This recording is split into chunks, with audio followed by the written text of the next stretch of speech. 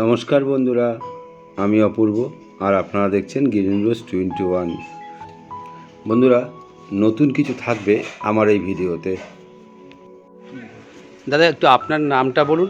আমার নাম হচ্ছে অন্তম মালাকার। মালাকার্স গার্ডেন অনেকেই চেনে ইউটিউবে।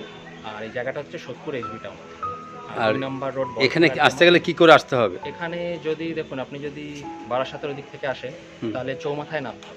চৌমাথায় নেমে অটো করে এসবি টাউন বাস স্ট্যান্ড বললে হবে। আর বিটি রোডের ওই দিক থেকে আসলে আপনারা যদি বরানগর থেকে আসতে পারেন, মেট্রো করে বরানগরে এসে ওখান থেকে অটো করে সেম বিটি রোড, আবার অটো করে এসবি টাউন। ট্রেনে করে হলে লোকে শিয়ালদা থেকে সোদপুরে নামতে হবে। 4 নম্বর প্ল্যাটফর্ম দিয়ে বেরিয়ে সেম এসবি টাউনের অটো বললেই হয়ে যাবে। আর একটু আপনার ফোন নাম্বারটা বলে দিন। আমার ফোন নাম্বার হচ্ছে 9836805097। এই নাম্বারে কন্ট্যাক্ট করলে এই নাম্বারে আপনি তো হয়ে যাবে। আমি যোগাযোগ করে নেবেন। দরকার হলে আমি।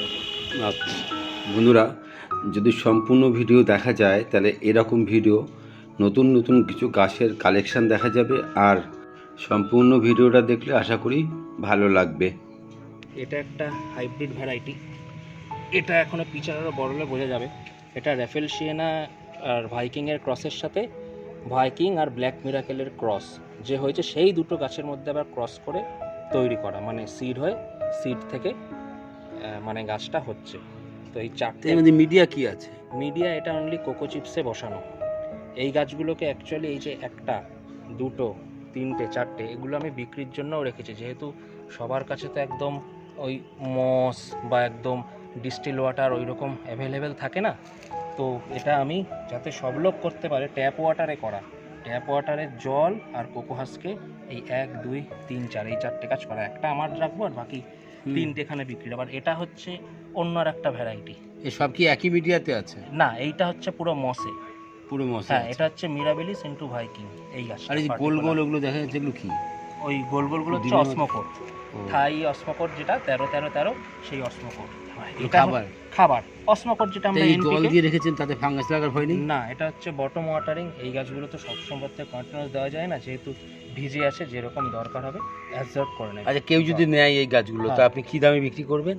এইগুলোর আমি আপাতত 750 করে রেখেছি এইগুলো, এই ভ্যারাইটি। আচ্ছা, তো আমাকে ফোন করলে, আমার যে মোবাইল নাম্বার হোয়াটসঅ্যাপ নাম্বার করলে পেয়ে যাবে, বা আমার চ্যানেল আছে মালাকার্স গার্ডেন, সেখানেও কন্ট্যাক্ট করতে পারে। এটা হচ্ছে অ্যাম্পলারিয়া ব্ল্যাক নেপেন্থেসিডি, মানে এটা পুরো আরও কালো হয়ে যাবে এই পিচারটা। এমনি কত সুন্দর ডিপ রেড।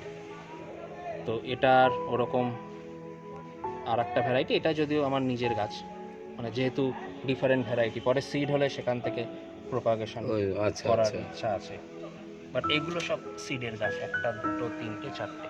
তো এখানে 3টে ভ্যারাইটি রয়েছে টোটাল। আচ্ছা। আর প্রপার বেশ সুন্দর আলো পেলে লিফগুলো এরকম রেড হয়ে যায়।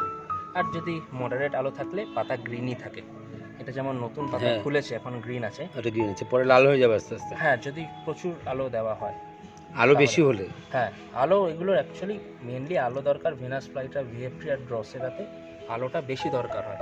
নেপান্থেসে অত না দিলেও হয়। 15 to 20 লাক্স, যে লাক্স হয় না আলোর, যে মানে মিটার আলো বোঝার, এটা 15,000 থেকে 20,000-এ মোটামুটি গাছ হয়ে যায়। না, নর্মাল এরকম বাইরে লোকে করতেই পারে গ্রিন হাউসের মধ্যে। গ্রিন হাউসের মধ্যেই ভালো হবে এগুলো? হ্যাঁ, না ভালো তো নর্মাল হয়। আমার তো যেমন গ্রিন হাউস এখানে নেই, আমি এটা ঘরে রাখি, সেখানে আমার গ্রো লাইট রয়েছে। আচ্ছা, আমি গ্রো লাইটে করছি, অনেকটা পাওয়ারফুল, সেই জন্য অনেকটা লাল হয়ে এসছে। আবার যদি আমি লাইটের হাইটটাকে তুলে দিই, তখন তার লাক্সের ক্যাপাসিটিটা কমে যাবে যেহেতু করে, তখন আবার গ্রিন থাকবে।